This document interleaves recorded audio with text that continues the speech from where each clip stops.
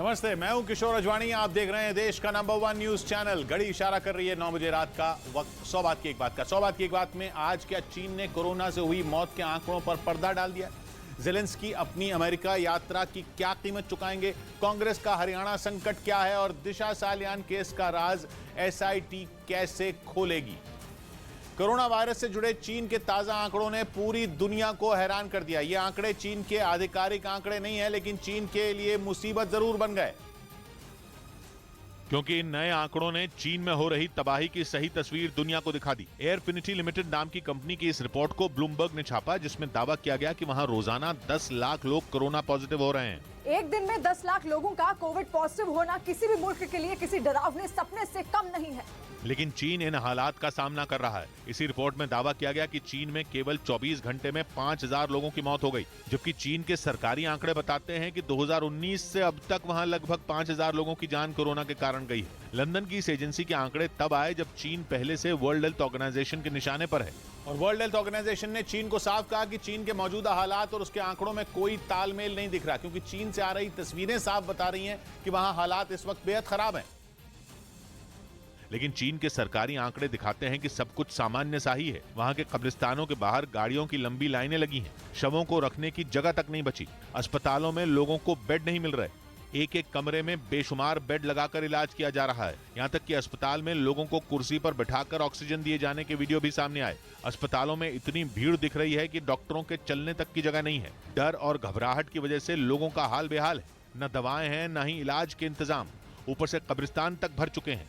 लेकिन चीन का दावा है कि हालात काबू में है। इसलिए डब्ल्यूएचओ ने भी चीन की सरकार को साफ कह दिया कि वो हालात की सही और सटीक जानकारी दे, ताकि बाकी की दुनिया भी बीमारी से लड़ने की तैयारी कर पाए। और ये कहने की जरूरत डब्ल्यूएचओ को इसलिए पड़ी क्योंकि आंकड़े देखकर लगता ही नहीं कि चीन की हालत खराब है, जबकि चीन के ही लोग वहां के सोशल मीडिया पर दर्दनाक वीडियो डाल रहे हैं। चीन के हालात पूरी दुनिया को डरा रहे हैं। पूरी दुनिया के मन में सवाल उठ रहा है कि अगर कोरोना से मौत नहीं हो रही तो चीन के कब्रिस्तानों के बाहर लाइनें क्यों लग गईं? जिन लोगों के शवों के वीडियो सामने आए, उनकी मौत की वजह क्या है? इस बार चीन को चेतावनी दी गई कि अगर सही आंकड़े नहीं दिए गए तो डब्ल्यूएचओ को सख्त कदम उठाने पड़ेंगे। क्योंकि पहले यह अनुमान जताया जा रहा था कि 2023 में कोरोना को हेल्थ इमरजेंसी की श्रेणी से बाहर कर दिया जाएगा, लेकिन 2023 आने से पहले दुनिया को एक बार फिर कोरोना वायरस का डर सताने लगा। इस बीच वो फॉर्मूला भी पता चला जिसकी वजह से चीन में कोरोना से लोगों की मौत नहीं होती। क्योंकि चीन के ही एक डॉक्टर ने बताया कि डब्ल्यूएचओ के नियमों को चीन नहीं मानता। चीन के उस डॉक्टर के बयान को दुनिया भर के अखबार और वेबसाइट प्रमुखता से छापने लगे।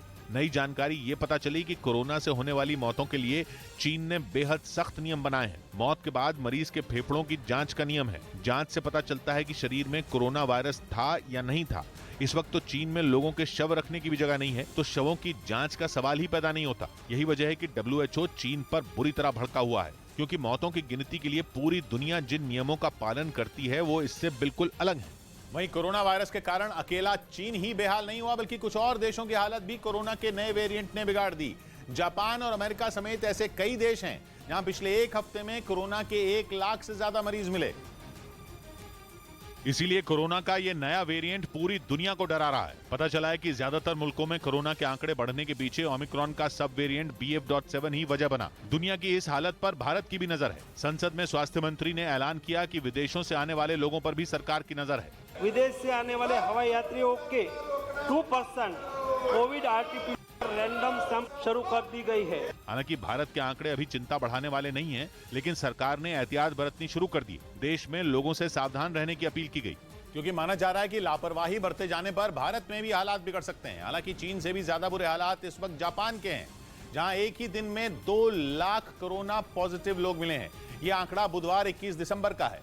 पूरी दुनिया में एक दिन में मिले कोरोना मरीजों का यह 40% है। बुधवार को पूरी दुनिया में कोरोना के 5,37,000 मरीज मिले थे। जापान के बाद दूसरे नंबर अमेरिका का रहा, जहां करीब 50,000 मरीज मिले, जबकि दुनिया भर में इस दिन 1396 लोगों की जान कोरोना वायरस के कारण गई।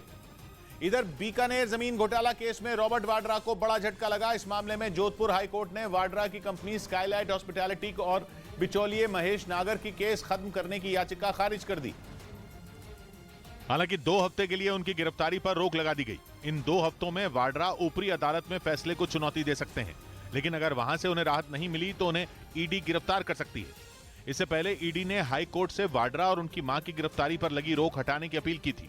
उधर जंग के बीच अपने पहले विदेश दौरे पर अमेरिका पहुंचे यूक्रेन के राष्ट्रपति जेलेंस्की ने बड़ा बयान दे दिया। अमेरिकी संसद में दिए भाषण में उन्होंने साफ कर दिया कि यूक्रेन किसी भी कीमत पर रूस के सामने सरेंडर नहीं करेगा और उन्होंने रूसी सेना को जल्द से जल्द यूक्रेन से खदेड़ने के लिए अमेरिका से और अधिक हथियार देने की मांग की। व्हाइट हाउस में राष्ट्रपति बाइडेन से मुलाकात के बाद जेलेंस्की ने अमेरिकी संसद में भाषण दिया। उन्होंने नए साल की शुरुआत में अमेरिका की मदद मिलने पर इस जंग में एक टर्निंग पॉइंट आने की भविष्यवाणी कर दी और सरेंडर से इनकार कर दिया। Ukraine holds its lines and will never surrender. इससे पहले व्हाइट हाउस में जेलेंस्की से मुलाकात के दौरान बाइडेन ने रूस के खिलाफ जंग में यूक्रेन को हर संभव मदद का भरोसा दिया। We'll support Ukraine pursuing a just peace. 24 फरवरी को यूक्रेन पर रूस के हमले के बाद यह पहला मौका है जब जेलेंस्की ने विदेश दौरा किया और अपनी अमेरिका यात्रा से उन्होंने रूस को यह जता दिया कि इस युद्ध में यूक्रेन अकेला नहीं है बल्कि अमेरिका और उसके सहयोगी देश भी उसके साथ खड़े हैं। क्योंकि व्हाइट हाउस में जेलेंस्की के साथ रूस के खिलाफ जंग पर चर्चा के बाद बाइडेन ने यूक्रेन को पेट्रियट एयर डिफेंस सिस्टम देने का भी ऐलान कर दिया। The Patriot battery will be another critical asset for Ukraine.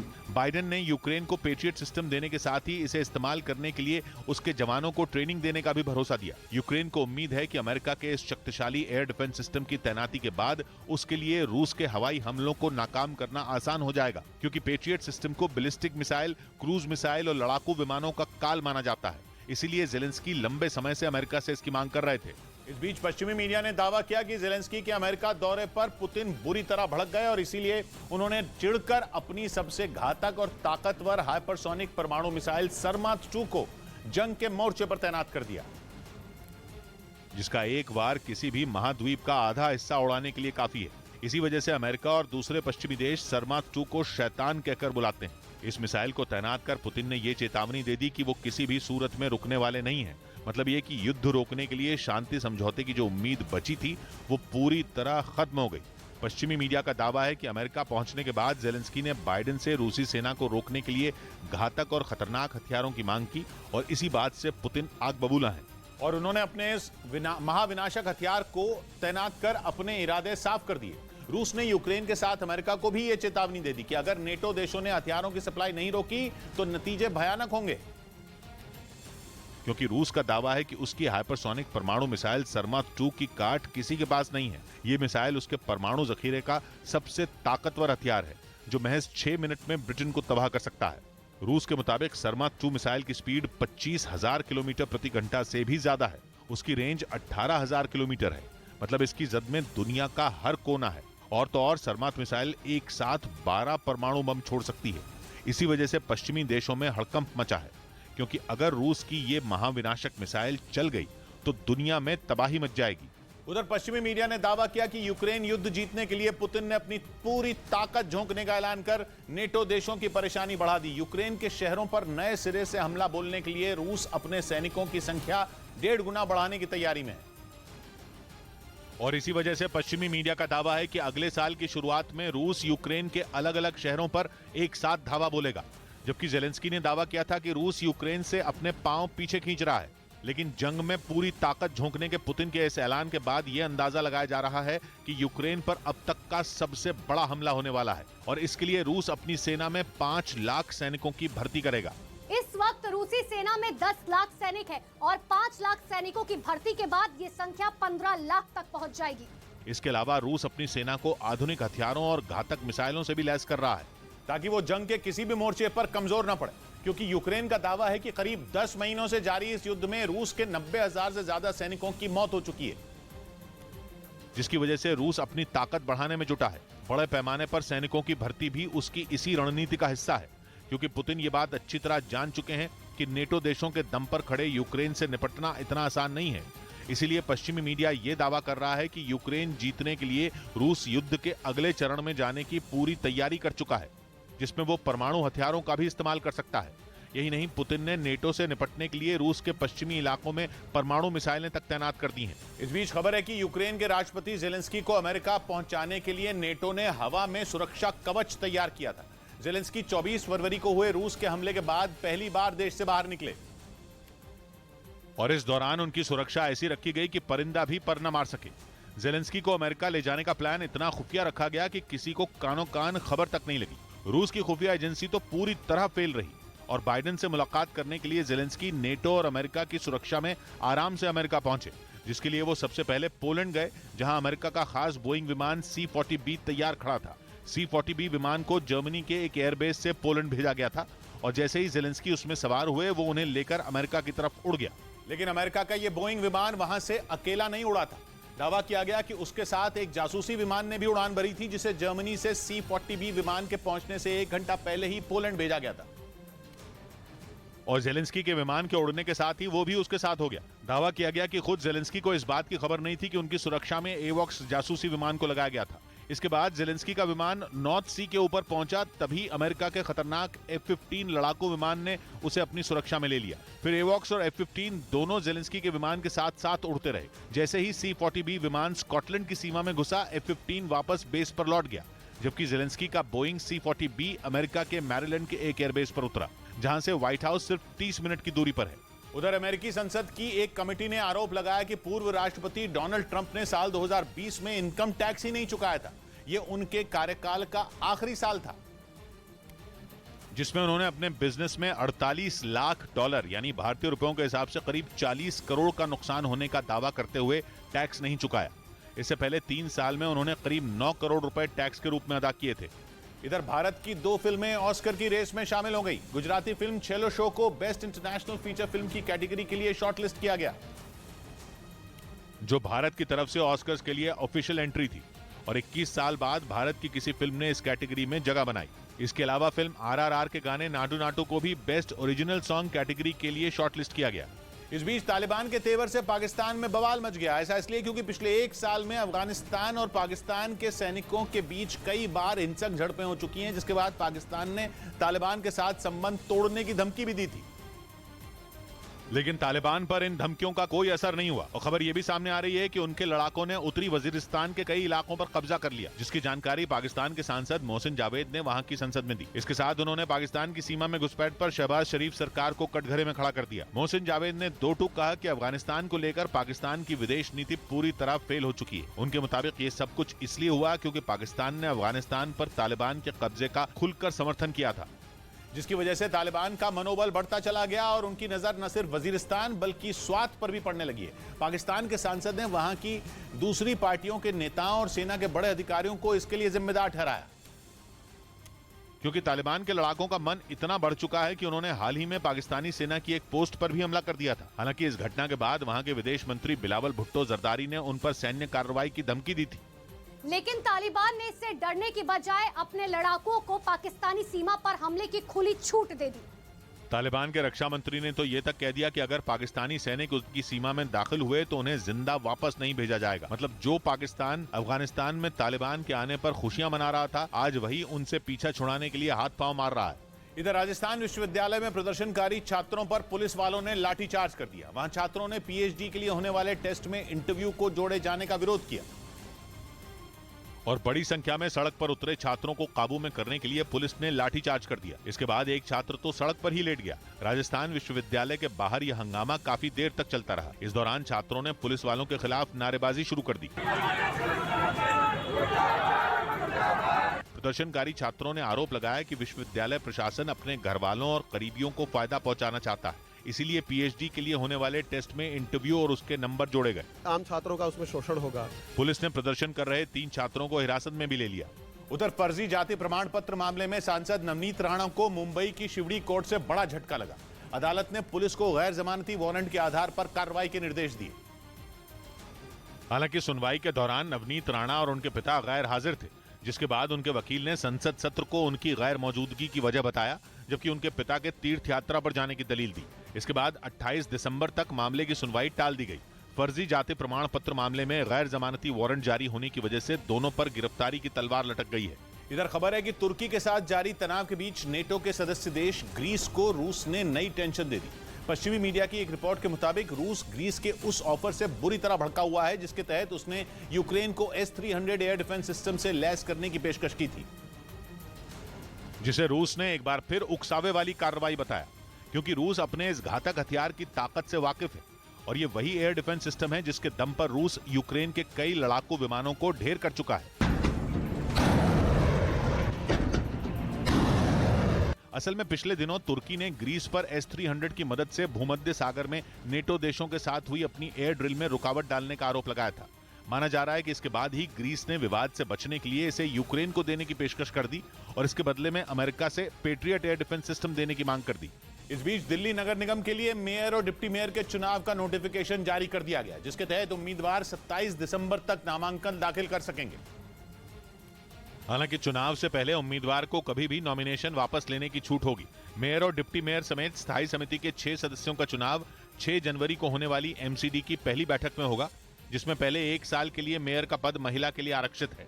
उधर पश्चिमी मीडिया के मुताबिक अमेरिका के राष्ट्रपति जो बाइडेन ने एक टास्क फोर्स बनाई जो ईरान के ड्रोन में अमेरिकी कंपनियों के पुर्जे मिलने की जांच करेगी। ब्रिटेन की जांच एजेंसी कॉन्फ्लिक्ट आर्मामेंट रिसर्च ने पिछले महीने यह रिपोर्ट दी थी कि ईरान के ड्रोन शाहिद 136 में लगे ज्यादातर उपकरण अमेरिकी कंपनियों के हैं। और उसी शाहिद 136 ड्रोन का इस्तेमाल करके रूस ने यूक्रेन को खून के आंसू रुला दिए। करीब 3 महीने से वो इसका ताबड़तोड़ इस्तेमाल कर रहा है और ईरान के इसी ड्रोन से जुड़ी एक खबर ने अमेरिका को चौंका दिया। ब्रिटेन की जांच एजेंसी कॉन्फ्लिक्ट आर्मामेंट रिसर्च की रिपोर्ट के मुताबिक शाहिद 136 में लगे 82% पुर्जे अमेरिकी कंपनियों के हैं और ये रिपोर्ट सामने आने के बाद बाइडेन ने इसकी जांच के लिए एक टास्क फोर्स बना दी, जो इस बात का पता लगाएगा कि आखिर अमेरिका की कंपनियों के बनाए गए उपकरण ईरान के हाथ कैसे लग गए। पश्चिमी मीडिया की रिपोर्ट के मुताबिक ये जांच white house national security council की निगरानी में होगी, क्योंकि अगर ऐसा हुआ है तो फिर पूरी दुनिया में अमेरिका की भद्द पिट जाएगी। वो जंग में यूक्रेन के साथ शुरू से खड़ा है, लेकिन अब उसी के देश की कंपनियों के पुर्जों का इस्तेमाल यूक्रेन के खिलाफ हो रहा है। जबकि अमेरिका को इसकी भनक तक नहीं लगी कि आखिर दुश्मन ईरान ने ये उपकरण हासिल कैसे किए और उनका इस्तेमाल करके शाहिद 136 जैसा खतरनाक ड्रोन बना लिया। और तो और रूस ईरान की मदद से खुद ड्रोन बनाने की फैक्ट्री लगाने जा रहा है। खबर के मुताबिक ईरान ने इसकी तकनीक और उपकरण रूस भेजने भी शुरू कर दिए हैं। इसी वजह से टास्क फोर्स बनाई गई ताकि ईरान पर लगाम लगाई जा सके। इधर मुंबई पुलिस ने एक्ट्रेस उर्फी जावेद को रेप और हत्या की धमकी देने वाले आरोपी को गिरफ्तार कर लिया। आरोप है कि उनको धमकाने के लिए व्हाट्सएप का सहारा लिया गया, जिससे परेशान होकर अभिनेत्री उर्फी जावेद ने मुंबई के गोरेगांव पुलिस स्टेशन में शिकायत दर्ज कराई, जिसमें नवीन नाम के आदमी के खिलाफ जान से मारने और रेप की धमकी देने का इल्जाम लगाया गया। पुलिस ने दिए गए व्हाट्सएप नंबर का पता लगाकर आरोपी को गिरफ्तार कर लिया। इस बीच मुंबई के नगर निगम BMC ने अपने दफ्तर में जमा रद्दी को बेचने का फैसला लिया है, जिससे उसे करीब 71 लाख रुपए की कमाई होगी, जिसके लिए BMC ने टेंडर भी जारी कर दिया। बताया गया कि बेचे जाने वाली रद्दी में 2 साल पुराने अखबार और रजिस्टर समेत कई चीजें शामिल हैं, जिनका वजन 2 लाख किलो से ज्यादा है। BMC को रद्दी बेचकर 71 लाख से ज्यादा की कमाई की उम्मीद है। उधर ईरान ने अपने 2 दुश्मनों अमेरिका और इजराइल को नई टेंशन दे दी है। इजराइल ने दावा किया कि ईरान जिस तकनीक का इस्तेमाल अपने स्पेस प्रोग्राम की मिसाइलों के लिए करता है, उसी तकनीक से वो हजारों किलोमीटर दूर तक वार करने वाली परमाणु बैलिस्टिक मिसाइल भी बना सकता है। ऐसी मिसाइल जो यूरोप के देशों तक को दहला दे। मतलब इजराइल का कहना है कि ईरान को इंटरकॉन्टिनेंटल बैलिस्टिक मिसाइल बनाने के लिए किसी नई तकनीक पर काम करने की जरूरत ही नहीं, उसकी स्पेस तकनीक ही परमाणु बम फोड़ने वाली बैलिस्टिक मिसाइल बना सकती है। ईरान ने पृथ्वी की कक्षा में सैटेलाइट लॉन्च करने के लिए कायम 100 और जुलजना नाम के 2 रॉकेट बनाए हैं। इजराइल का दावा है कि ये रॉकेट परमाणु बम भी दाग सकते हैं। इजराइल का मानना है कि अगर ईरान इनमें एक भी रॉकेट का मिलिट्री वर्जन बना दे तो वो आधा टन बारूद 4000 किलोमीटर से ज्यादा दूर तक फायर करने की ताकत रखता होगा। और यही ईरान का एक अहम मकसद है, क्योंकि ईरान के जखीरे में अलग अलग रेंज की मिसाइलें तो हैं, लेकिन उनमें किसी की भी पहुंच 4000 किलोमीटर के आसपास तक नहीं है। इसलिए ईरान की स्पेस तकनीक ने इजराइल के माथे पर चिंता की लकीरें खींच दी हैं। ईरान की कुछ मिसाइलों की रेंज 500 से 700 किलोमीटर है। इस रेंज की मिसाइलें ईरान के सऊदी अरब और इराक जैसे पड़ोसियों पर निशाना साधने के लिए काफी हैं। ईरान अगर लेबनान के चरमपंथी संगठन हिजबुल्लाह को ये मिसाइलें दे दे तो उसके लिए इजराइल को टारगेट करना भी बाएं हाथ का खेल हो जाएगा, क्योंकि लेबनान इजराइल का पड़ोसी है। लेकिन 4000 किलोमीटर की रेंज वो ताकत है जिससे ईरान अपनी जमीन से ही इजराइल को आराम से ठिकाने लगा सकता है।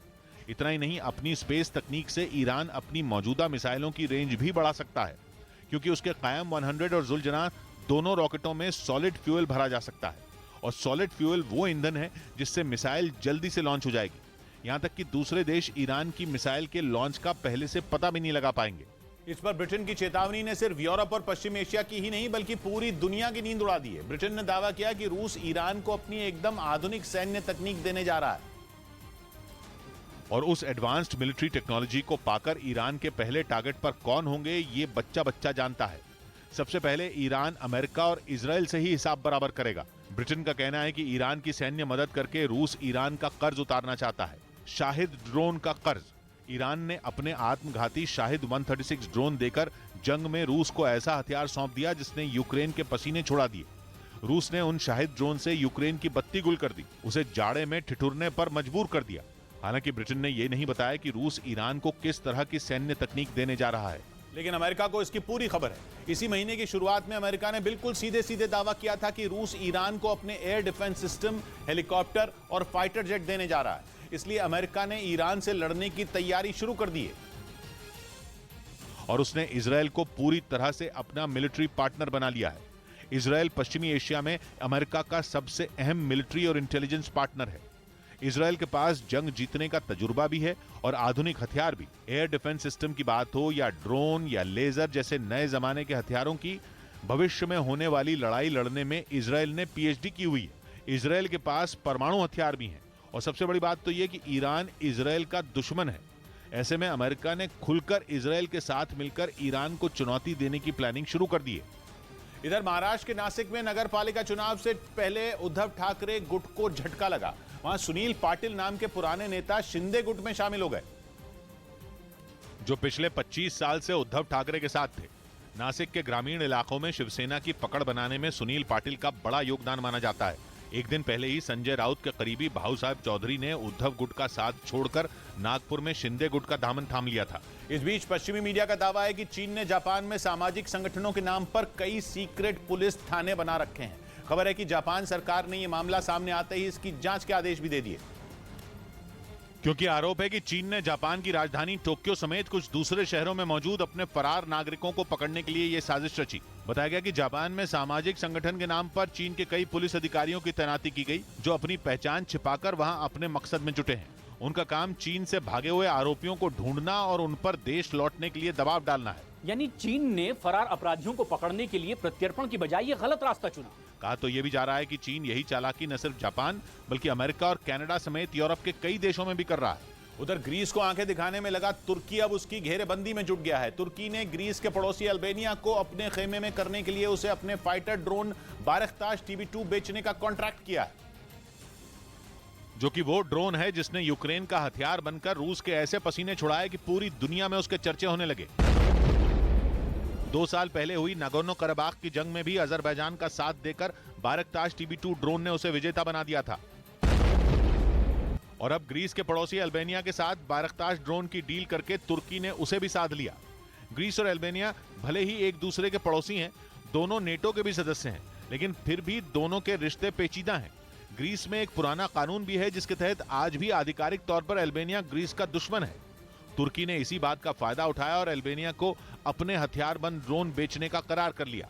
इधर अभिनेता सुशांत सिंह राजपूत की पूर्व मैनेजर दिशा सालियान के मर्डर केस की जांच अब SIT करेगी, जिसकी जानकारी महाराष्ट्र विधानसभा में उप मुख्यमंत्री देवेंद्र फडणवीस ने दी और बताया कि दिशा सालियान केस के लिए SIT का गठन किया जाएगा, जिसमें कोई राजनीतिक दखल नहीं होगा। या संदर्भात SITच्या माध्यमातून चौकशी केली जाईल। महाराष्ट्र के उप मुख्यमंत्री देवेंद्र फडणवीस ने अपील की, अगर किसी के पास कोई भी सबूत हो तो वो उसे SIT को सौंप सकता है। SIT नए सबूतों के आधार पर मामले की जांच करेगी। इस बीच POK के गिलगित बाल्टिस्तान में सैकड़ों लोगों ने पाकिस्तानी सैनिकों के खिलाफ मोर्चा खोल दिया। वहां रहने वालों का आरोप है कि पाकिस्तानी सेना की शह पर पंजाब और खैबर पख्तूनख्वा प्रांत के लोग उनकी जमीनों पर कब्जा कर रहे हैं। और इसी बीच जैसे ही पाकिस्तानी सैनिक उनके इलाके में पहुंचे, उन लोगों ने सैनिकों का रास्ता रोक लिया। गिलगित बाल्टिस्तान के कुछ लोग बीच सड़क पर ही खड़े हो गए तो कुछ उनकी गाड़ियों पर चढ़ गए। इस दौरान वहां जमकर धक्का मुक्की भी हुई। ये इनकी बाप की जमीन नहीं है, ये हमारी जमीन है। वहां रहने वाले लोगों ने साफ कर दिया कि वो अपनी 1 इंच भी जमीन किसी को नहीं देंगे, जिसकी वजह से काफी देर तक हंगामा होता रहा। खबर है कि गुस्साए लोगों ने इस मुद्दे पर भारत से दखल देने की भी मांग की। असल में वहां रहने वाले लोग खुद को जम्मू कश्मीर का हिस्सा मानते हैं, जबकि पाकिस्तान की सरकार अपनी सेना के दम पर उनके विरोध को दबाने में जुटी है। उधर केंद्र सरकार NCERT की किताबों में श्रीमद्भगवद गीता शामिल करने की योजना बना रही है। बताया गया कि गीता के बारे में पढ़ने से बच्चों को भारतीय संस्कृति की ज्यादा जानकारी मिलेगी। इसीलिए छठी और 7वीं क्लास में श्रीमद् भगवत गीता के संदर्भ, जबकि 11वीं और 12वीं क्लास की संस्कृति की किताब में श्लोक शामिल किए जाएंगे, जिससे छात्रों को भारतीय संस्कृति के बारे में ज्यादा से ज्यादा सीखने को मिलेगा। इधर टीम इंडिया के 2 बड़े स्पॉन्सर बायजूस और एमपीएल स्पोर्ट्स बीसीसीआई के साथ करार खत्म करना चाहते हैं। खबर है कि बायजूस ने अपना करार खत्म करने के लिए बीसीसीआई को एक ईमेल भी भेजा, जिसमें बायजूस ने लिखा कि उनका स्पॉन्सरशिप का करार खत्म कर दिया जाए। इसी साल जून में बायजूस ने बीसीसीआई के साथ नवंबर 2023 तक का एग्रीमेंट किया था, जिसे वो खत्म करना चाहती है। खबर है कि बायजूस के ईमेल के जवाब में बीसीसीआई ने कहा कि उन्हें कम से कम 31 मार्च 2023 तक एग्रीमेंट की शर्तों के साथ ही काम करना पड़ेगा। उधर बर्फ से घिरे आर्कटिक क्षेत्र में रूस के बढ़ते सैन्य दखल ने नेटो के कान खड़े कर दिए। पश्चिमी मीडिया की एक रिपोर्ट में सैटेलाइट से मिली तस्वीरों के हवाले से दावा किया गया कि यूक्रेन जंग के बीच रूस इस इलाके में मौजूद अपने सैन्य ठिकानों को आधुनिक बनाने में जुटा है। हालांकि ये पहला मौका नहीं है जब रूस पर आर्कटिक क्षेत्र में घातक हथियारों की तैनाती का आरोप लगा, लेकिन इस बार सैटेलाइट से ली गई तस्वीरों के जरिए पश्चिमी मीडिया ने उसकी पोल खोलने की कोशिश की। दावा है कि रूस आर्कटिक में नॉर्वे की सीमा के पास अपना नया रेडार स्टेशन तैयार कर चुका है। और नेटो को आशंका है कि सिर्फ नॉर्वे ही नहीं बल्कि फिनलैंड के एयरपोर्ट भी इन रडार स्टेशनों के रडारों की जद में रहेंगे।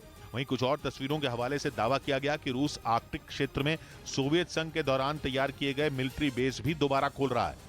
इसीलिए पश्चिमी मीडिया की ओर से जारी की गई इन तस्वीरों ने नेटो की चिंता बढ़ा दी, क्योंकि आर्कटिक क्षेत्र में कच्चे तेल और नेचुरल गैस का बहुत बड़ा भंडार है, जिस पर दशकों से रूस की नजर है। और वैज्ञानिकों का अनुमान है कि क्लाइमेट चेंज की वजह से अगले कुछ सालों के बाद गर्मियों में आर्कटिक में बर्फ नहीं होगी। ऐसा हुआ तो रूस वहां से कच्चा तेल और नेचुरल गैस निकालना शुरू कर सकता है। और नेटो को डर है कि अगर आर्कटिक में दबे गैस और तेल के खजाने पर रूस का कब्जा हो गया तो रूस के हाथ बहुत बड़ी ताकत आ जाएगी। इसके अलावा गर्मियों के मौसम में आर्कटिक क्षेत्र में समुद्र के नए रास्ते भी खुल सकते हैं और इन रास्तों पर कब्जा उसी का होगा जिसकी सेनाओं की वहां तैनाती होगी। इसीलिए आर्कटिक की बर्फ पिघलने से पहले ही वहां पर कब्जे की जंग छिड़ती दिख रही है।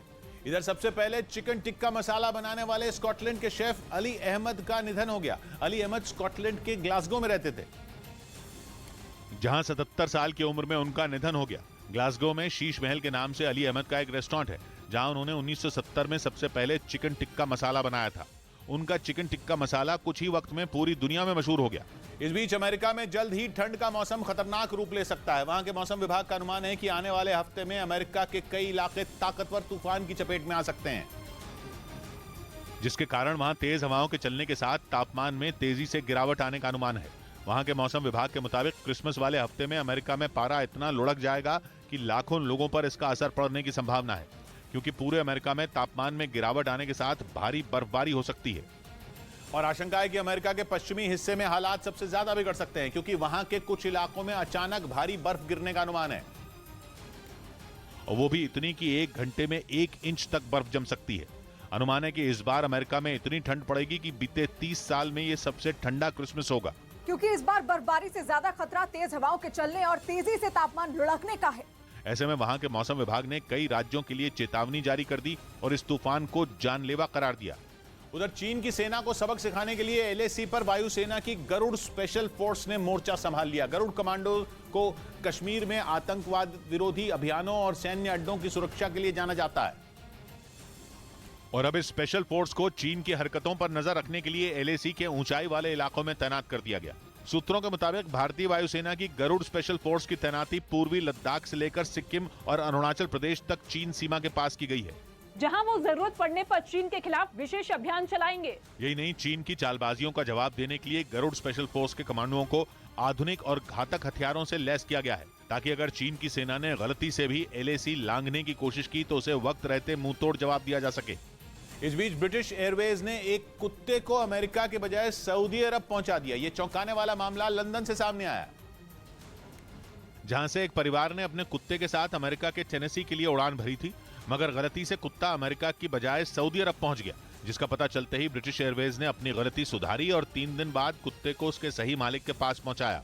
इधर सिद्धू मूसेवाला की हत्या के मामले में पुलिस ने दूसरी चार्जशीट दाखिल कर दी। पुलिस ने मानसा कोर्ट में दूसरी चार्जशीट दाखिल की, जिसमें 7 लोगों को आरोपी बनाया गया। दीपक मुंडी, कपिल पंडित, मनदीप सिंह, राजेंद्र, बिट्टू सिंह और जगतार सिंह समेत मनी रैया के नाम पुलिस ने चार्जशीट दाखिल की। सिद्धू मूसेवाला की हत्या के मामले में पुलिस ने 31 आरोपियों को नामजद किया था, जिनमें 27 आरोपियों को पुलिस गिरफ्तार कर चुकी है, जबकि 3 आरोपी विदेश में डेरा जमाए बैठे हैं। उधर व्लादिमीर पुतिन ने दावा किया कि जनवरी से रूस की नौसेना खतरनाक जिरकॉन हाइपरसोनिक क्रूज मिसाइल से लैस हो जाएगी।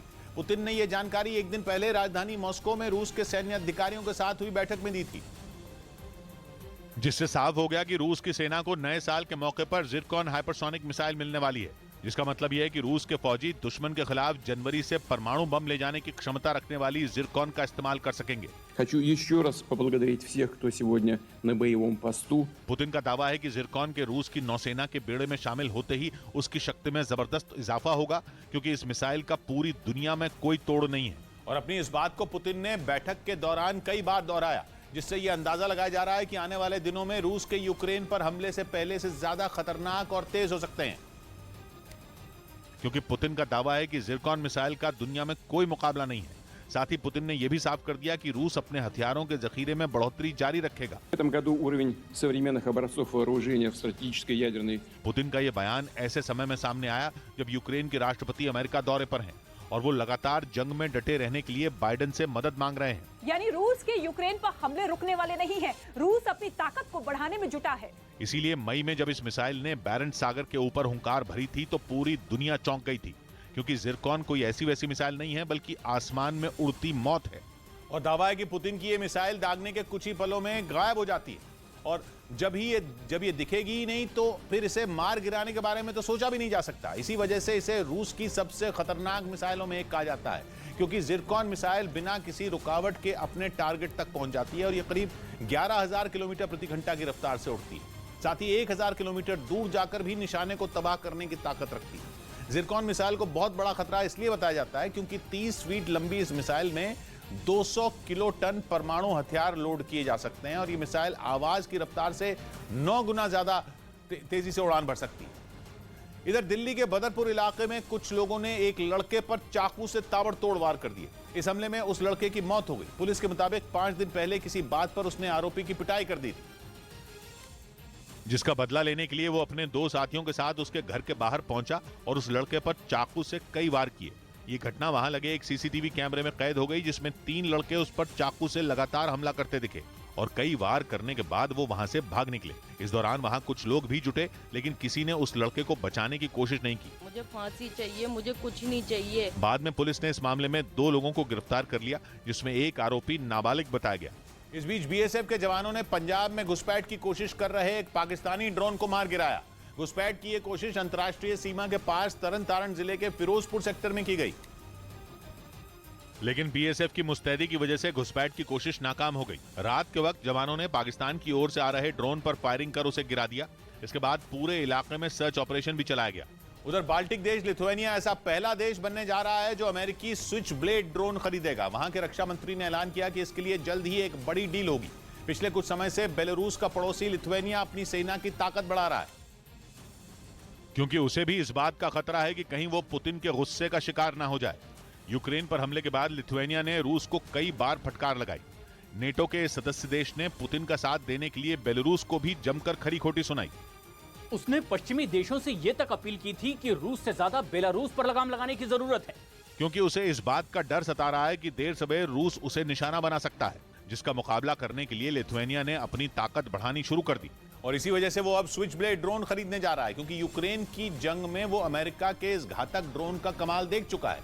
अमेरिका ने जंग की शुरुआत में ही बड़ी संख्या में आत्मघाती स्विच ब्लेड ड्रोन यूक्रेन भेजे थे, जिन्होंने रूसी सेना पर कहर ढा दिया था। इस ड्रोन को रूसी सेना के टैंकों का काल कहा जाने लगा।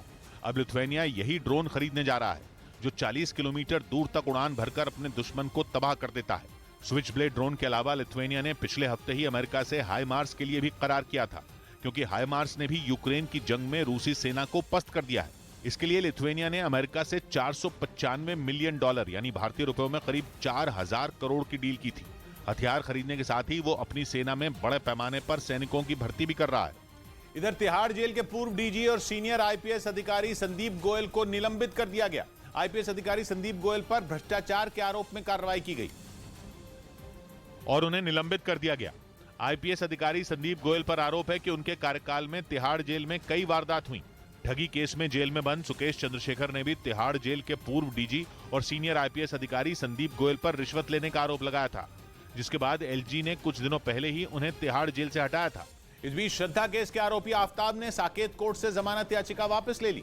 एमएस खान नाम के वकील ने कोर्ट को बताया कि गलतफहमी की वजह से याचिका दायर हुई और आफताब याचिका वापस लेना चाहता है। वकील ने कोर्ट को भरोसा दिलाया कि आगे गलतफहमी नहीं होगी। बताया गया कि वकील एमएस खान की जमानत याचिका दायर करने के बाद आफताब से मुलाकात हुई और आफताब ने याचिका वापस लेने का फैसला किया। अभी फिलहाल विड्रॉ कर लेते हैं, फिर आगे बेल एप्लीकेशन लगाएंगे। वकील ने बताया कि चार्जशीट दाखिल होने के बाद पहले आफताब से बात की जाएगी और उसके बाद ही वो जमानत याचिका दोबारा दाखिल करेंगे।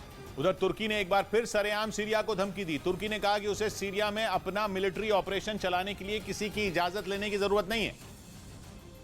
मतलब तुर्की ने ये ताल ठोक कर ऐलान कर दिया कि अपने दुश्मन को ठिकाने लगाने के लिए वो किसी भी हद तक जाएगा। न वो सीमाओं का ख्याल करेगा और न दूसरे देश की जमीन उसके लिए मायने रखेगी। तुर्की सीरिया के आसमान में घुसकर वहां एयर स्ट्राइक कर भी चुका है। तुर्की और सीरिया एक दूसरे के पड़ोसी हैं और सीरिया के उत्तरी इलाके में YPG नाम के कुर्द लड़ाकों के संगठन का दबदबा। तुर्की का मानना है कि YPG तुर्की के कुर्द लड़ाकों के संगठन PKK का ही हिस्सा है। तुर्की ने PKK को आतंकी संगठन घोषित किया हुआ है। जून में तुर्की ने कहा था कि वो सीरिया में एक बड़े मिलिट्री ग्राउंड ऑपरेशन की तैयारी कर रहा है ताकि वहां से कुर्द लड़ाकों का सफाया कर सके। उसी पर तुर्की के रक्षा मंत्री ने दो टूक कहा कि उनके देश को अपनी सुरक्षा के लिए किसी की परमिशन नहीं चाहिए।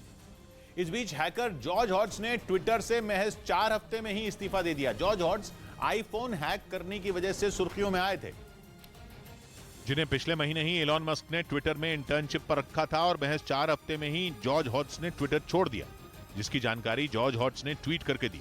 जॉर्ज हॉट्स ने लिखा कि उन्हें नहीं लगता कि वो वहां कोई प्रभाव डाल पाएंगे। इधर कांग्रेस नेता राज बब्बर राहुल गांधी की भारत जोड़ो यात्रा से दूरी बना सकते हैं। सूत्रों के हवाले से खबर है कि यूपी में भारत जोड़ो यात्रा की संचालन समिति में नाम न होने से राज बब्बर नाराज हैं। इसलिए जब राहुल गांधी की भारत जोड़ो यात्रा यूपी पहुंचेगी तो राज बब्बर के उसमें शामिल होने की संभावना नहीं है। सूत्रों के मुताबिक पार्टी के कुछ नेता राज बब्बर को मनाने की कोशिश कर रहे हैं ताकि वो यात्रा में शामिल रहें और विरोधियों को पार्टी पर निशाना साधने का मौका न मिल सके। उधर अमेरिका ने हाइपरसोनिक स्पीड वाले जासूसी ड्रोन बनाने की तैयारी शुरू कर दी। इसके लिए उसने करोड़ों रुपए का बजट भी बना लिया और जासूसी ड्रोन बनाने के लिए कॉन्ट्रैक्टर भी ढूंढ लिया।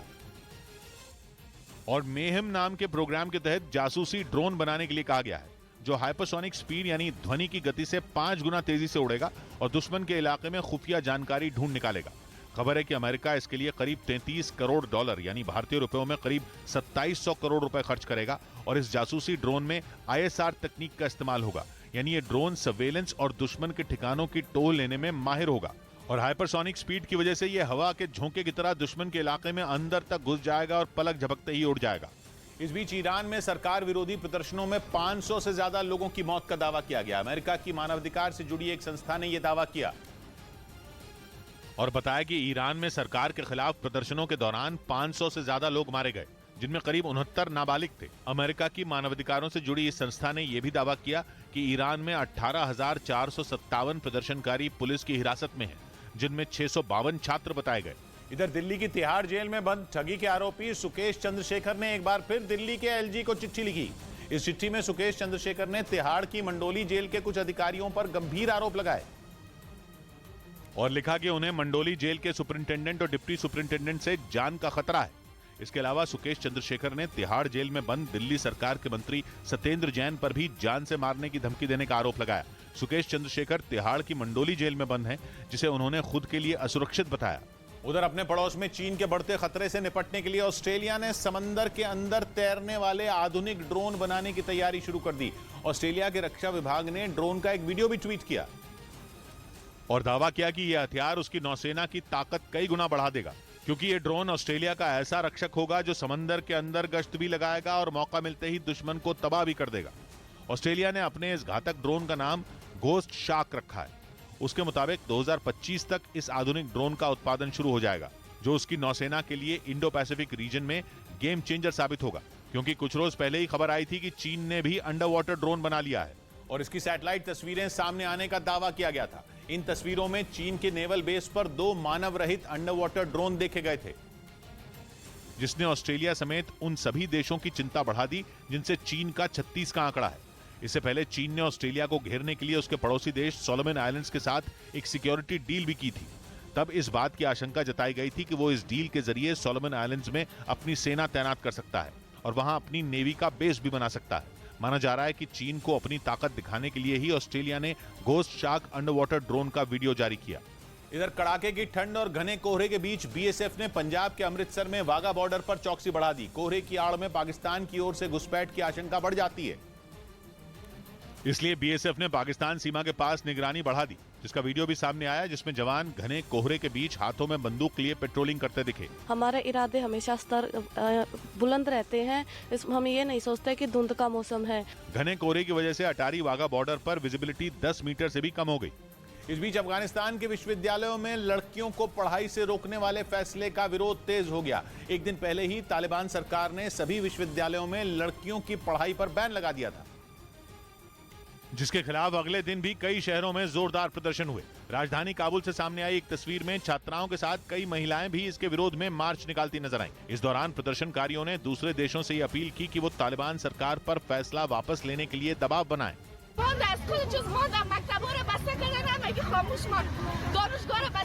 हालांकि भारत की तरफ से ये साफ कर दिया गया कि वो अफगानिस्तान में महिलाओं की शिक्षा का समर्थन करता है, जिसके बाद ब्रिटेन ने भी तालिबान सरकार के इस फरमान पर चिंता जताई। एक दिन पहले संयुक्त राष्ट्र ने भी अफगानिस्तान में लड़कियों को विश्वविद्यालयों में पढ़ने से रोकने पर आपत्ति जताई थी।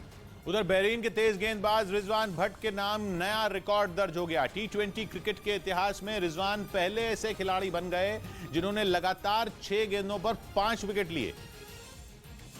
और रिजवान ने ये कमाल मलेशिया में खेली जा रही 4 देशों की T20 सीरीज में किया। उन्होंने सिंगापुर के खिलाफ 16 रन देकर 5 विकेट हासिल किए। रिजवान ने 18वें ओवर की तीसरी, चौथी और छठी गेंद पर जहां 3 विकेट लिए, वहीं 20वें ओवर की पहली 2 गेंदों पर 2 और विकेट लेकर इतिहास रच दिया। उधर इजराइल के एक स्टार्टअप ने आम लोगों के लिए बनाया गया एक पर्सनल इलेक्ट्रिक हेलीकॉप्टर की पहली उड़ान पूरी कर ली। यानी खुद की गाड़ी में सफर करने के बाद इंसान का अपने खुद के हेलीकॉप्टर में सफर करने का सपना पूरा हो सकेगा। बताया गया कि यह हेलीकॉप्टर छोटी ट्रिप के लिए बनाया जा रहा है, जो कि एक बार चार्ज करने पर 160 किलोमीटर तक का सफर करा सकता है। कंपनी का कहना है कि 1200 फीट की ऊंचाई पर औसतन 160 किलोमीटर प्रति घंटा की रफ्तार से उड़ते हुए यह हेलीकॉप्टर 2 लोगों को उनकी मंजिल तक पहुंचा सकता है। इधर ट्विटर के कई कर्मचारियों को नौकरी से निकाले जाने पर कंपनी के मालिक इलॉन मस्क ने सफाई दी। उन्होंने इस कार्रवाई को बेहद जरूरी कदम बताया। और इलॉन मस्क के मुताबिक अगर ट्विटर के 50% कर्मचारियों की छटनी नहीं की जाती तो कंपनी को एक साल में $300 करोड़ यानी भारतीय रुपयों में करीब 25,000 करोड़ रुपए का भारी नुकसान उठाना पड़ता, जिससे ट्विटर को चला पाना बेहद मुश्किल हो जाता। उधर उत्तर प्रदेश के जौनपुर से हैरान करने वाला एक वीडियो सामने आया। वहां गहनों की एक दुकान में घुसकर एक बदमाश ने एक दुकानदार की आंखों में मिर्च का पाउडर झोंक दिया। और ये घटना उस दुकान में लगे सीसीटीवी कैमरे में रिकॉर्ड हो गई, जिसमें वो दुकानदार सामने बैठे शख्स को अलग अलग तरह के गहने दिखाता नजर आया। इस दौरान बात करते हुए आदमी अचानक खड़ा हुआ और उसने अपनी जैकेट से मिर्च का पाउडर निकालकर उस दुकानदार की आंखों में झोंक दिया। इसके बाद जो हुआ, ब्रेक के बाद हैरान कर दिया। ये आंकड़े चीन के आधिकारिक आंकड़े नहीं है, लेकिन चीन के लिए मुसीबत जरूर बन गए, क्योंकि इन नए आंकड़ों ने चीन में हो रही तबाही की सही तस्वीर दुनिया को दिखा दी। एयरफिनिटी लिमिटेड नाम की कंपनी की इस रिपोर्ट को ब्लूमबर्ग ने छापा, जिसमें दावा किया गया कि वहां रोजाना 10 लाख लोग कोरोना पॉजिटिव हो रहे हैं। एक दिन में 10 लाख लोगों का कोविड पॉजिटिव होना किसी भी मुल्क के लिए किसी डरावने सपने से कम नहीं है। लेकिन चीन इन हालात का सामना कर रहा है। इसी रिपोर्ट में दावा किया गया कि चीन में केवल 24 घंटे में 5000 लोगों की मौत हो गई, जबकि चीन के सरकारी आंकड़े बताते हैं कि 2019 से अब तक वहां लगभग 5000 लोगों की जान कोरोना के कारण गई है। लंदन की इस एजेंसी के आंकड़े तब आए जब चीन पहले से वर्ल्ड हेल्थ ऑर्गेनाइजेशन के निशाने पर है। और वर्ल्ड हेल्थ ऑर्गेनाइजेशन ने चीन को साफ कहा कि चीन के मौजूदा हालात और उसके आंकड़ों में कोई तालमेल नहीं दिख रहा, क्योंकि चीन से आ रही तस्वीरें साफ बता रही हैं कि वहां हालात इस वक्त बेहद खराब हैं। लेकिन चीन के सरकारी आंकड़े दिखाते हैं कि सब कुछ सामान्य सा ही है। वहां के कब्रिस्तानों के बाहर गाड़ियों की लंबी लाइनें लगी हैं, शवों को रखने की जगह तक नहीं बची, अस्पतालों में लोगों को बेड नहीं मिल रहे, एक एक कमरे में बेशुमार बेड लगाकर इलाज किया जा रहा है। यहाँ तक कि अस्पताल में लोगों को कुर्सी पर बिठाकर ऑक्सीजन दिए जाने के वीडियो भी सामने आए। अस्पतालों में इतनी भीड़ दिख रही है कि डॉक्टरों के चलने तक की जगह नहीं है। डर और घबराहट की वजह से लोगों का हाल बेहाल है, न दवाएं हैं न ही इलाज के इंतजाम, ऊपर से कब्रिस्तान तक भर चुके हैं। लेकिन चीन का दावा है कि हालात काबू में है। इसलिए WHO ने भी चीन की सरकार को साफ कह दिया कि वो हालात की सही और सटीक जानकारी दे ताकि बाकी की दुनिया भी बीमारी से लड़ने की तैयारी कर पाए। और ये कहने की जरूरत WHO को इसलिए पड़ी क्योंकि आंकड़े देखकर लगता ही नहीं कि चीन की हालत खराब है, जबकि चीन के ही लोग वहां के सोशल मीडिया पर दर्दनाक वीडियो डाल रहे हैं। चीन के हालात पूरी दुनिया को डरा रहे हैं। पूरी दुनिया के मन में सवाल उठ रहा है कि अगर कोरोना से मौत नहीं हो रही तो चीन के कब्रिस्तानों के बाहर लाइनें क्यों लग गईं? जिन लोगों के शवों के वीडियो सामने आए उनकी मौत की वजह क्या है? इस बार चीन को चेतावनी दी गई कि अगर सही आंकड़े नहीं दिए गए तो WHO को सख्त कदम उठाने पड़ेंगे, क्योंकि पहले यह अनुमान जताया जा रहा था कि 2023 में कोरोना को हेल्थ इमरजेंसी की श्रेणी से बाहर कर दिया जाएगा, लेकिन 2023 आने से पहले दुनिया को एक बार फिर कोरोना वायरस का डर सताने लगा। इस बीच वो फॉर्मूला भी पता चला जिसकी वजह से चीन में कोरोना से लोगों की मौत नहीं होती, क्योंकि चीन के ही एक डॉक्टर ने बताया कि WHO के नियमों को चीन नहीं मानता। चीन के उस डॉक्टर के बयान को दुनिया भर के अखबार और वेबसाइट प्रमुखता से छापने लगे। नई जानकारी ये पता चली कि कोरोना से होने वाली मौतों के लिए चीन ने बेहद सख्त नियम बनाए हैं। मौत के बाद मरीज के फेफड़ों की जांच का नियम है। जांच से पता चलता है कि शरीर में कोरोना वायरस था या नहीं था। इस वक्त तो चीन में लोगों के शव रखने की भी जगह नहीं है, तो शवों की जांच का सवाल ही पैदा नहीं होता। यही वजह है कि WHO चीन पर बुरी तरह भड़का हुआ है, क्योंकि मौतों की गिनती के लिए पूरी दुनिया जिन नियमों का पालन करती है वो इससे बिल्कुल अलग है। वहीं कोरोना वायरस के कारण अकेला चीन ही बेहाल नहीं हुआ, बल्कि कुछ और देशों की हालत भी कोरोना के नए वेरिएंट ने बिगाड़ दी। जापान और अमेरिका समेत ऐसे कई देश हैं जहां पिछले एक हफ्ते में कोरोना के 1 लाख से ज्यादा मरीज मिले। इसीलिए कोरोना का ये नया वेरिएंट पूरी दुनिया को डरा रहा है। पता चला है कि ज्यादातर मुल्कों में कोरोना के आंकड़े बढ़ने के पीछे ओमिक्रॉन का सब वेरिएंट BF.7 ही वजह बना। दुनिया की इस हालत पर भारत की भी नजर है। संसद में स्वास्थ्य मंत्री ने ऐलान किया कि विदेशों से आने वाले लोगों पर भी सरकार की नजर है।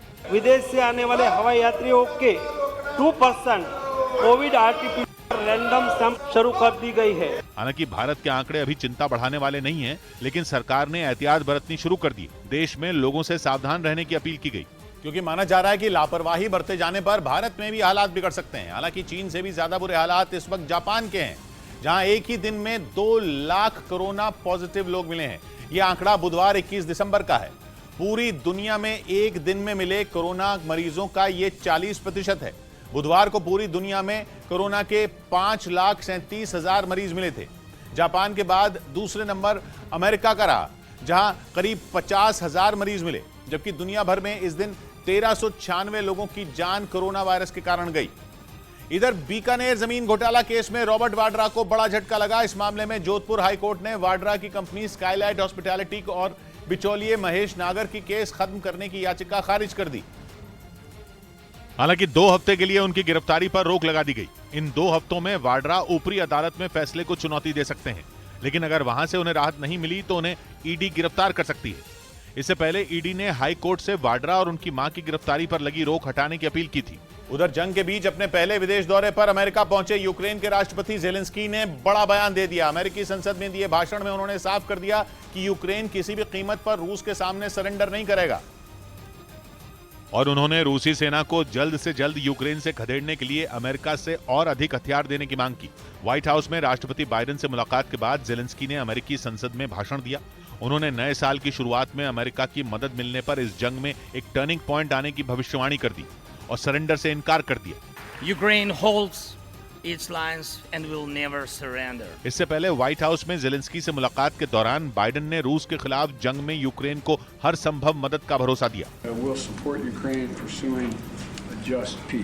24 फरवरी को यूक्रेन पर रूस के हमले के बाद यह पहला मौका है जब जेलेंस्की ने विदेश दौरा किया। और अपनी अमेरिका यात्रा से उन्होंने रूस को यह जता दिया कि इस युद्ध में यूक्रेन अकेला नहीं है, बल्कि अमेरिका और उसके सहयोगी देश भी उसके साथ खड़े हैं। क्योंकि व्हाइट हाउस में जेलेंस्की के साथ रूस के खिलाफ जंग पर चर्चा के बाद बाइडेन ने यूक्रेन को पेट्रियट एयर डिफेंस सिस्टम देने का भी ऐलान कर दिया।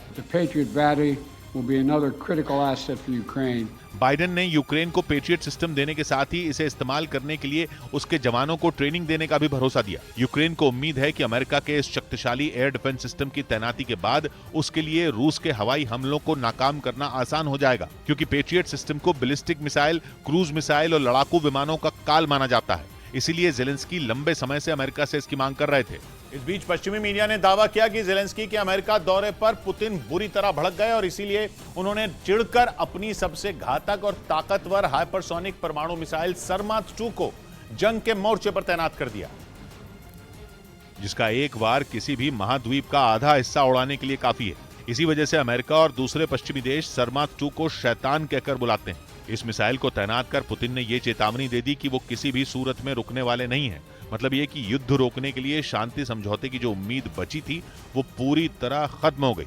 पश्चिमी मीडिया का दावा है कि अमेरिका पहुंचने के बाद जेलेंस्की ने बाइडेन से रूसी सेना को रोकने के लिए घातक और खतरनाक हथियारों की मांग की और इसी बात से पुतिन आग बबूला है। कोरोना वायरस से जुड़े चीन के ताजा आंकड़ों ने पूरी दुनिया को हैरान कर दिया। ये आंकड़े चीन के आधिकारिक आंकड़े नहीं है, लेकिन चीन के लिए मुसीबत जरूर बन गए।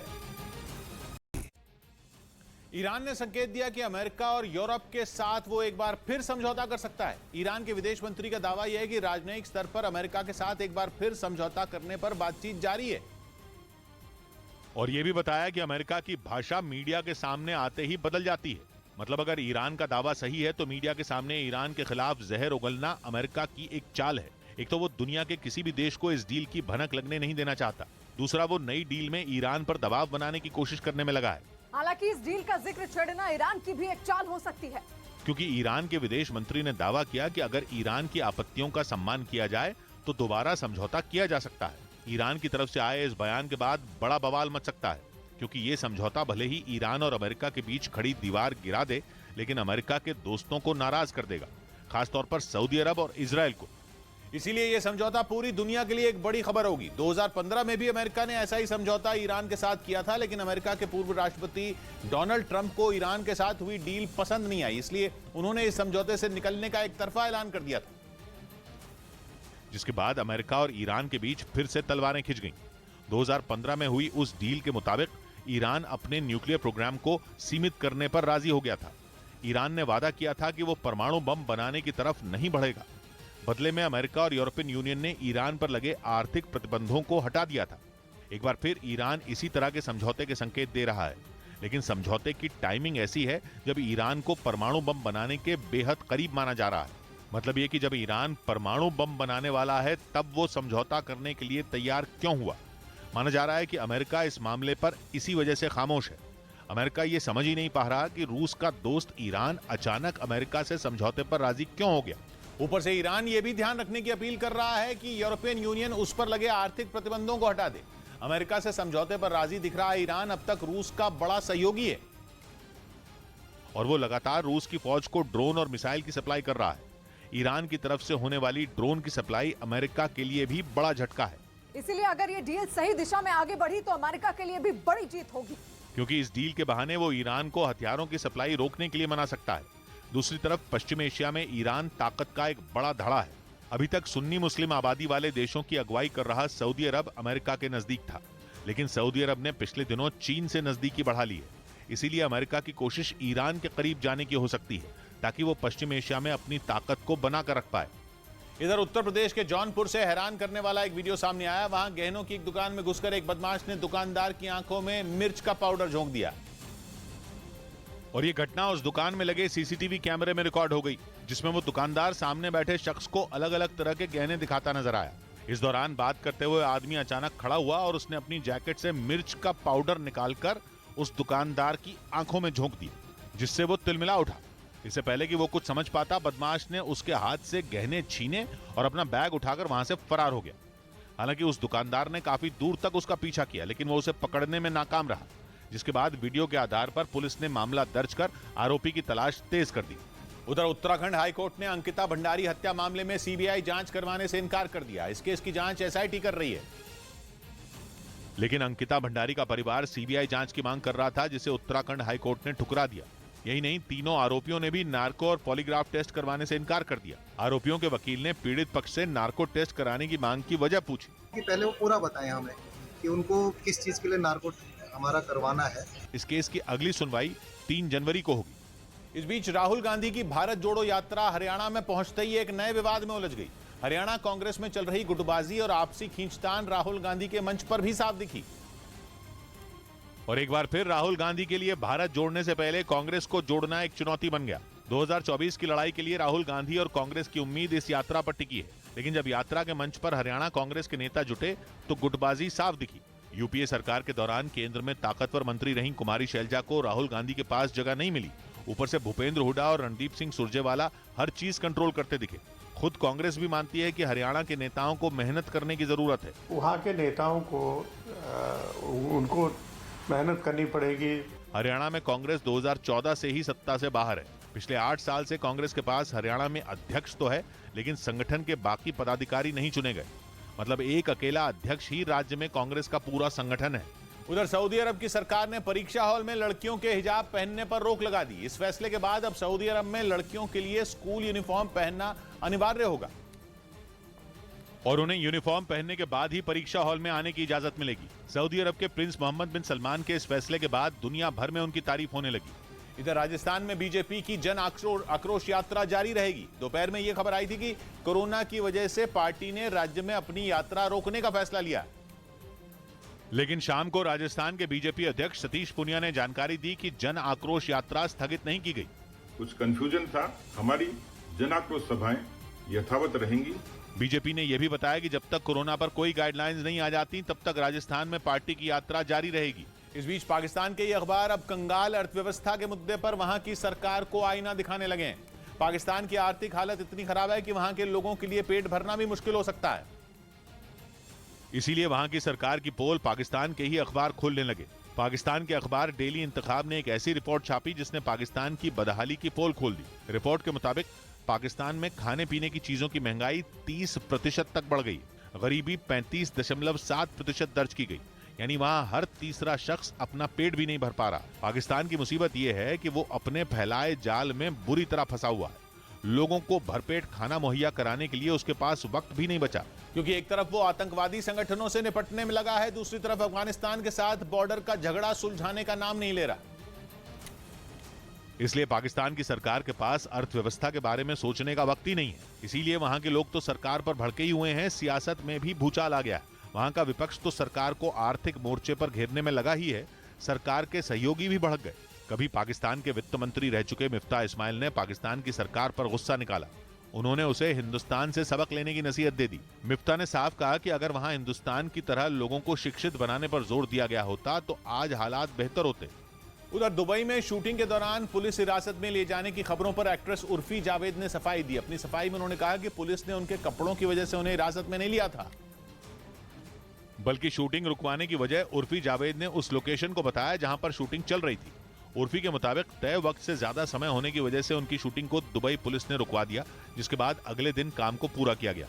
इस बीच पश्चिमी मीडिया ने दावा किया कि दक्षिण चीन सागर में चीन की हरकतों के बाद फिलीपींस भी एक्शन में आ गया। आरोप है कि चीनी नौसेना के जहाज न सिर्फ उसकी समुद्री सीमा लांघ रहे हैं, बल्कि चीन उसके टापुओं पर भी नजर गड़ाए हुए है, जिसकी वजह से फिलीपींस ने भी मोर्चा संभाल लिया। चीन को जवाब देने के लिए उसने फौरन अपनी सेना को अलर्ट रहने का आदेश दे दिया। यही नहीं, उसने दो टूक कह दिया कि चीन साउथ चाइना सी में मौजूद उसके द्वीपों से दूर रहे। असल में चीन लंबे समय से फिलीपींस में खाली पड़े द्वीपों को कब्जाने की फिराक में है। पश्चिमी मीडिया का दावा है कि चीन ने फिलीपींस के उन द्वीपों के पास आर्टिफिशियल आइलैंड तक बना लिए हैं। फिलीपींस का आरोप है कि फिशिंग बोट के जरिए चीन उन द्वीपों पर पहले हथियारबंद टुकड़ी को तैनात करता है और फिर उनकी मदद से वहां कब्जा जमा लेता है। इधर व्हाट्सएप ने भारत में नवंबर महीने में 37 लाख से ज्यादा अकाउंट पर बैन लगा दिया। ये कार्रवाई लोगों की ओर से मिली शिकायतों के बाद की गई और व्हाट्सएप को भारत से की गई इन शिकायतों की संख्या 946 थी, जिसके बाद 1 नवंबर से 30 नवंबर के बीच 47 लाख से ज्यादा अकाउंट पर बैन लगा दिया गया। बैन का यह आंकड़ा अक्टूबर महीने में बंद किए गए व्हाट्सएप अकाउंट से 60% ज्यादा है। उधर खबर है कि अमेरिकी बैन की मार झेल रहे ईरान ने भारत को रणनीतिक साझेदारी का प्रस्ताव दिया है। पश्चिमी मीडिया की एक रिपोर्ट के मुताबिक इसके तहत वो भारत को सस्ते दाम पर कच्चा तेल देने के लिए तैयार है। हालांकि भारत की तरफ से ईरान के इस ऑफर पर फिलहाल कोई आधिकारिक बयान सामने नहीं आया है, लेकिन जानकारों का मानना है कि इस डील का भारत में तेल की कीमतों को कम करने में बड़ा रोल हो सकता है, क्योंकि खबर यह है कि ईरान ने भारत को सस्ता तेल देने के साथ ही इसकी सुरक्षित सप्लाई के लिए पश्चिम एशिया तक सुरक्षित कॉरिडोर बनाने का भी भरोसा दिया है। असल में परमाणु कार्यक्रम पर विवाद के बाद अमेरिका ने ईरान पर सख्त प्रतिबंध लगाए हुए हैं, जिसकी वजह से वो आर्थिक संकट का सामना कर रहा है। ऐसे में ईरान अपने एनर्जी इंफ्रास्ट्रक्चर को फिर से मजबूत करने के लिए पुराने सहयोगियों को मनाने में जुटा है और अमेरिकी बैन से पहले भारत ईरान के कच्चे तेल के सबसे बड़े खरीदारों में एक रह चुका है। इधर महाराष्ट्र के नवी मुंबई में पुलिस ने एक चप्पल की मदद से एक मर्डर केस की गुत्थी सुलझाने का दावा किया। पुलिस के मुताबिक शादी के लिए दबाव बनाने पर पहले से शादीशुदा आरोपी रियाज समद खान ने अपनी गर्लफ्रेंड की हत्या कर दी। और जिस जगह महिला का शव बरामद हुआ वहां न तो कोई सीसीटीवी कैमरा लगा था और न ही कोई चश्मदीद मिला, लेकिन पुलिस को महिला के शव के पास उसकी चप्पल पड़ी मिली, जिसके ब्रांड के नाम की मदद से पुलिस एक दुकान पर पहुंची। पुलिस के मुताबिक महिला की तस्वीर देखकर दुकानदार ने उसे दिसंबर की शुरुआत में चप्पल बेचने की बात मान ली और दुकान में लगे सीसीटीवी कैमरे की फुटेज की जांच करने पर वो महिला आरोपी रियाज समद खान के साथ नजर आई। इन्वेस्टिगेशन के बाद मेन एक्टर को भी पकड़ा गया और इसकी पूरी कॉन्स्पिरेसी हमें पता चली है। पुलिस ने आरोपी रियाज की निशानदेही पर हत्या में शामिल उसके दोस्त इमरान शेख को भी गिरफ्तार कर लिया। इस बीच ताइवान के रक्षा मंत्रालय ने दावा किया कि उसने अपनी एयर स्पेस में घुसे चीन के कई लड़ाकू विमानों को खदेड़ दिया। ताइवान का दावा है कि एक दिन पहले चीन के लड़ाकू विमानों ने उसके दक्षिण पूर्वी हिस्से में घुसपैठ की कोशिश की थी, जिसे उसकी नौसेना ने नाकाम कर दिया। ताइवान के रक्षा मंत्रालय का दावा है कि चीन ने अपने 21 लड़ाकू विमानों, 4 H-6 बॉम्बर और हवा में ईंधन भरने वाले एक एयरक्राफ्ट को उसकी एयर स्पेस में भेजा, लेकिन उन्हें खदेड़ दिया गया ताकि ताइवान को अपने नक्शे में मिलाने की जिद लिए बैठे चीन को सबक सिखाया जा सके और वो फिर ताइवान की एयर स्पेस में घुसने की जरूरत न करे। हालांकि ये कोई पहली बार नहीं है। बीते 2 साल में ताइवान कई बार चीन पर यह आरोप लगा चुका है कि उसके लड़ाकू विमानों ने ताइवान की एयर स्पेस में घुसने की कोशिश की, लेकिन चीन है कि मानने को तैयार नहीं। चीन का कहना है कि ताइवान उसी का हिस्सा है, जबकि ताइवान ने चीन के इस दावे पर कभी हामी नहीं भरी और हमेशा यही कहा कि वो शांति चाहता है। लेकिन यह भी साफ कर दिया कि अगर चीन ने उस पर हमला किया तो वो भी जवाब देने में पीछे नहीं हटेगा।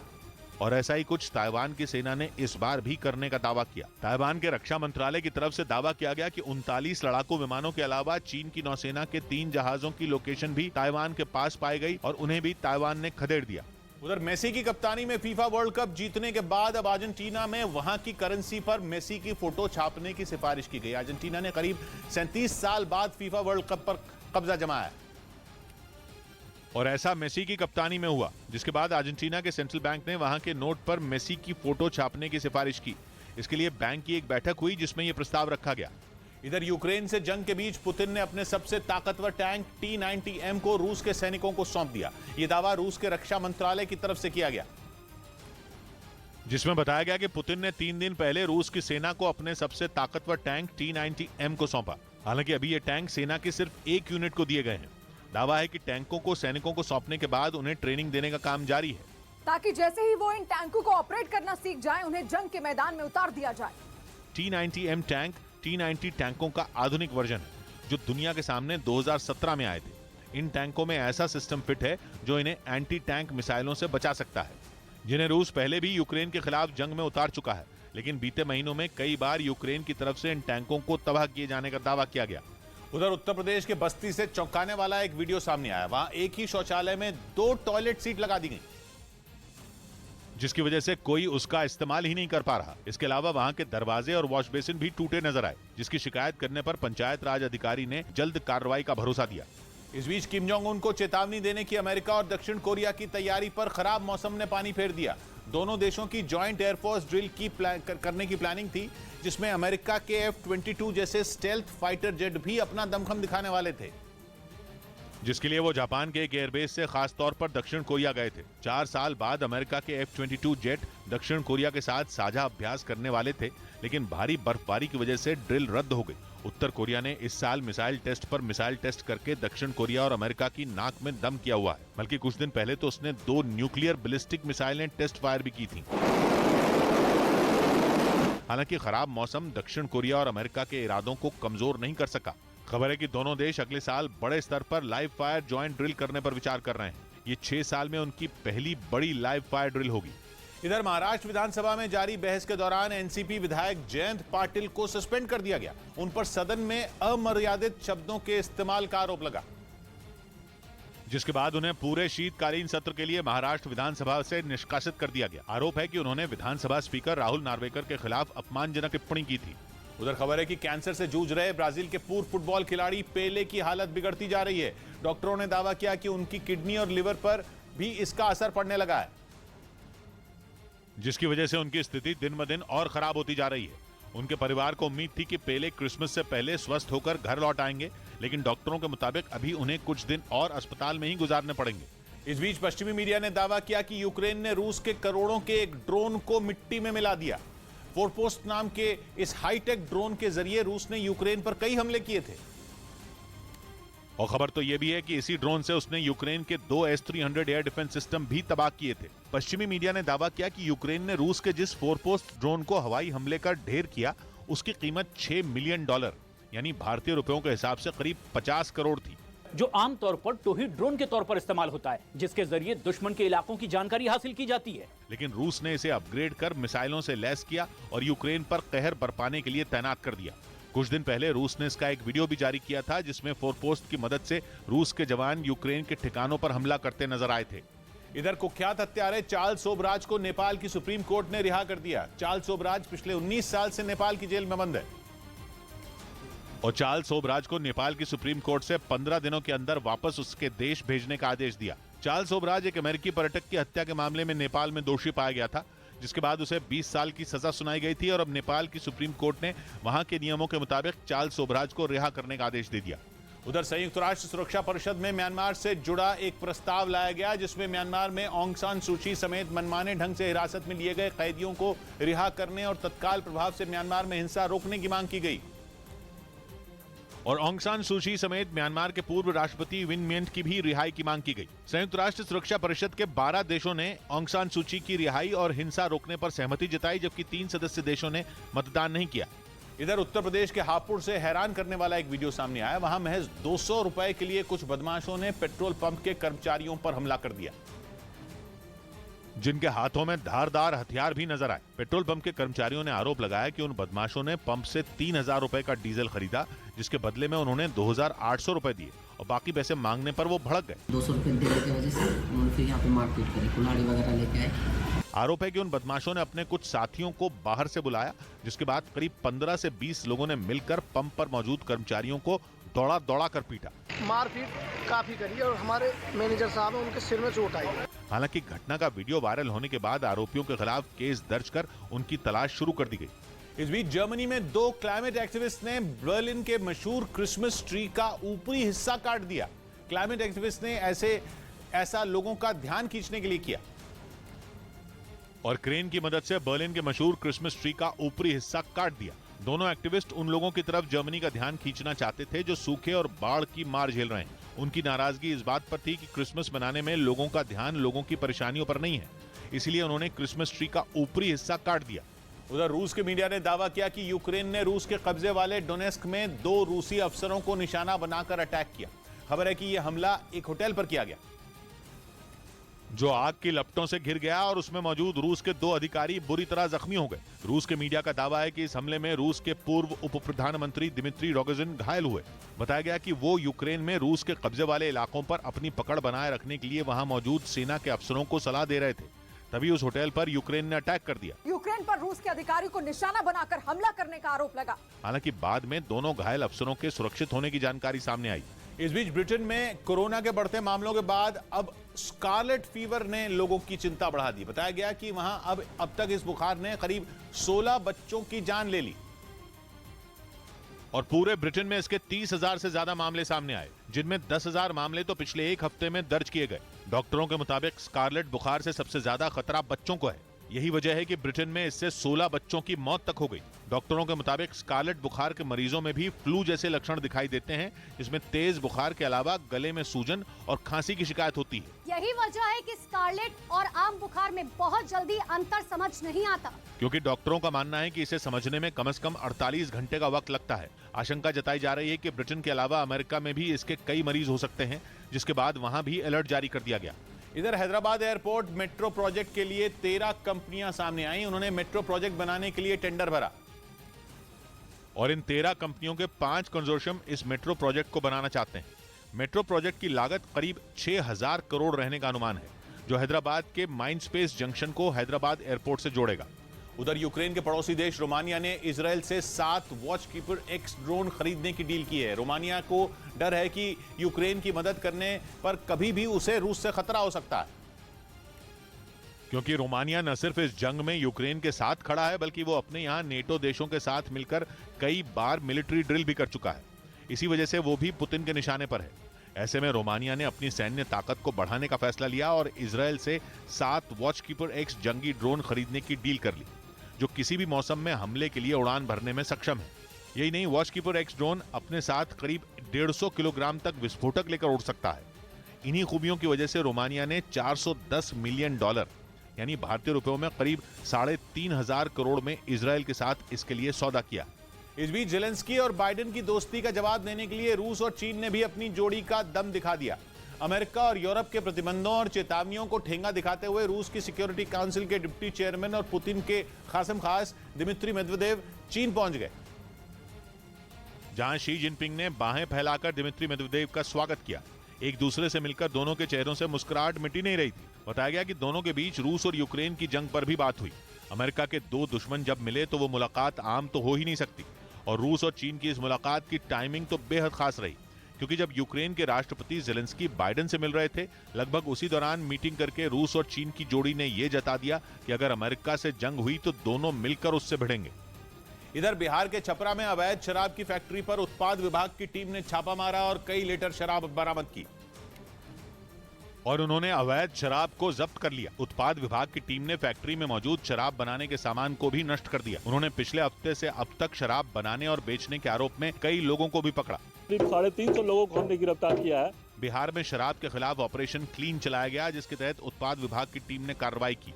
उधर खबर है कि रूस के सस्ता तेल देने से मना करने के बाद पाकिस्तान अब ईरान से तेल और गैस खरीदने की योजना बना रहा है, लेकिन उसे यह डर है कि ईरान के साथ कारोबार करने से कहीं अमेरिका ना उससे नाराज हो जाए, क्योंकि ईरान अमेरिका का सबसे बड़ा दुश्मन है और उसने ईरान पर कई तरह की पाबंदियां तक लगा रखी हैं, जिसके तहत वो दूसरे देशों के साथ तेल और गैस का कारोबार नहीं कर सकता। लेकिन दुबई से चलने वाले अरबी न्यूज चैनल अल अरबिया के मुताबिक रूस के इनकार करने के बाद पाकिस्तान ईरान से तेल और गैस खरीदने की तैयारी में है, और इसके लिए वो ऐसे उपाय ढूंढ रहा है कि ईरान से कारोबार करने के बाद भी अमेरिकी प्रतिबंधों से बच जाए। क्योंकि आर्थिक बदहाली के सबसे बुरे दौर से गुजर रहा पाकिस्तान ये जानता है कि इस नाजुक मोड़ पर अमेरिका से दुश्मनी मोल लेना उसके लिए घातक साबित हो सकता है। इधर केंद्र सरकार ने राज्यसभा में जानकारी दी कि शेरों के संरक्षण के लिए एक बड़ा प्रोजेक्ट तैयार किया गया है। केंद्रीय मंत्री अश्विनी चौबे ने राज्यसभा सांसद परिमल नथवाणी के एक सवाल के जवाब में यह जानकारी दी और बताया कि गुजरात के गिर में शेरों के संरक्षण के लिए प्रोजेक्ट लायन तैयार किया गया। इस प्रोजेक्ट को लायन एट 47 विजन फॉर अमृत काल नाम दिया गया। इसका मकसद शेरों की बढ़ती आबादी को ध्यान में रखते हुए उनके ठिकानों को सुरक्षित रखना और उन्हें किसी भी तरह की बीमारी से बचाना है। साथ ही केंद्र सरकार ने प्रोजेक्ट लायन का रोड मैप भी सदन में बताया। नजर आई जब आसानी हमारी, नजर आई जब आसानी हमारी, सभी ने शक्ल पहचानी हमारी। 100 बात की एक बात कही सरवत ने, कहीं ऐसा ना हो सच जीत जाए, यही तो है परेशानी हमारी। मिलते हैं कल, घड़ी जब इशारा करेगी 9 बजे रात का, वक्त फिर होगा 100 बात की एक बात का।